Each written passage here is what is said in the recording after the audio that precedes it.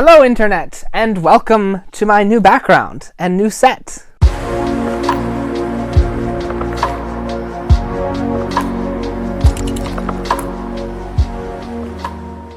So if you're wondering how to get guests on your YouTube show or podcast, this is going to be my process and system on how I've consistently gotten guests on my show week after week on a live show.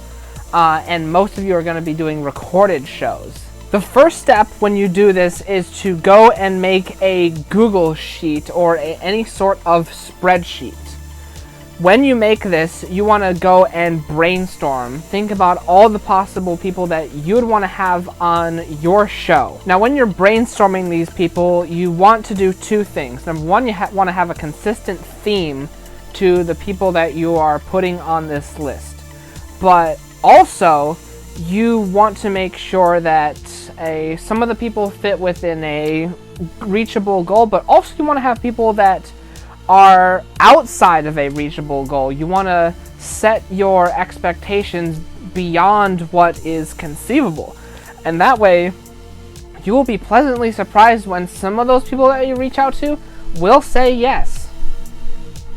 Next up, what you're going to want to do is start shooting some of these people messages. When you have your spreadsheet organized, make sure you have a column for their name and a column for their contact info.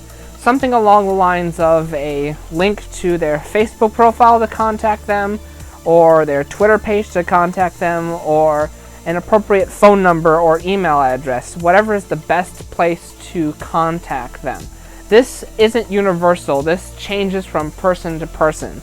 I know for a couple people I know that their Facebook inbox is going to be the best place to contact them. But for other people, their Instagram inbox is going to be the best place to contact them.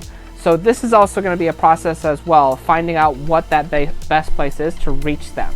Now, when you're contacting people, you are going to want to have a script for reaching out to them. And now we haven't shot any episodes yet, so your script is going to look a little bit like this. It's going to say, hello, person, and this is going to be where you insert their name. And so I'll use my, hello, Ben. I am currently working on creating a new, and then from here you're going to say exactly what you are creating, a YouTube show, a live show, a podcast. And so I'll say, hello, Ben. I'm currently working on creating a new podcast. And I am in the midst of planning my first few episodes. And we're gonna be honest here, we are in the midst of planning our first few episodes. And we're in the midst of planning our first few episodes, and we would like this guest to be one of our first few guests on our show. We want to make it seem like it's a privilege to be one of our first few guests. And so I'm going to say, I am in the midst of planning my first few episodes. It's going to blank. And now, here's where we're going to say it's going to blank. It's going to what? This is where you want to describe your vision of your show. What's it going to be like? I find that using comparisons to existing things that people would already know works out best. So you could say it's going to be like a game show. It's going to be like Hollywood Squares. It's going to be like The Family Feud. It's going to be like a late night talk show. Now, this works really good because you can have a clear vision of what exactly it is. But if you can articulate a clear vision of what exactly it is that you're talking about, then it doesn't matter that it doesn't exist yet. And that's the key thing here. And so we've articulated our vision, we've sent out our message. Now we wait for them to reply yes or no.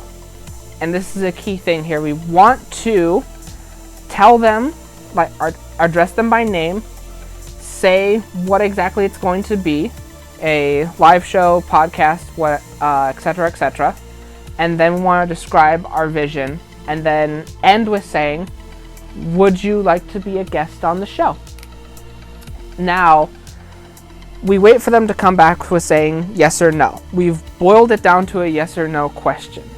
Simplicity is king here. If you can boil something down to a yes or no question, then that's going to be best for you. You don't want to ask questions like, okay, like what, like does Tuesday or Thursday work for you? Because then that says like, oh, what time Tuesday or Thursday? You want to just ask them, do you want to be a guest? And now they come back with yes or no. Let's assume that they say yes. Then you want to come back with asking them, great. How would you feel about this time? And then you want to be as specific as possible. You want to give a specific time, a specific date, and then a specific day of the week. And you want to also give a specific time zone as well on top of this, assuming that you're inviting people on different time zones. Maybe you're doing a local show. But specific day of the week, specific time, and specific time zone. And so an example of this might be like, how would you feel about Monday, January 4th at 8:30 p.m. Eastern Standard Time? There's no way to confuse that with anything else. And so if they come back, they reply, yes, that's great, you got a guest on your show now. If they come back with no, then you just simply figure out another time. Or if it's better for them, you send them a scheduling link. But if you do it this way, then you are in control of picking the times for your guests. Once they've said yes, then I simply send them a link to a forum where they can fill out their email and any sort of information that I'm going to need to know as the interviewer and as the host of the show. And any sort of other information like pictures of themselves to promote the actual episode. I use JotForum for this, and it's always worked great, and on top of that, it's free.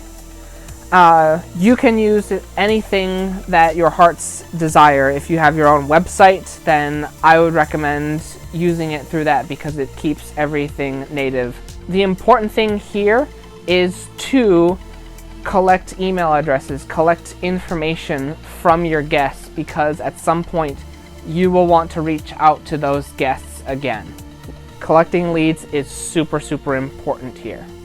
If you would like a copy of this script so that you have it when you are sending your messages via Facebook Messenger or emails, then I am actually going to put a link to that down in the description of this video so that you guys can have that for yourselves. Until then, be sure to subscribe to this channel. We post videos every single week here, and I look forward to seeing you guys in the next video.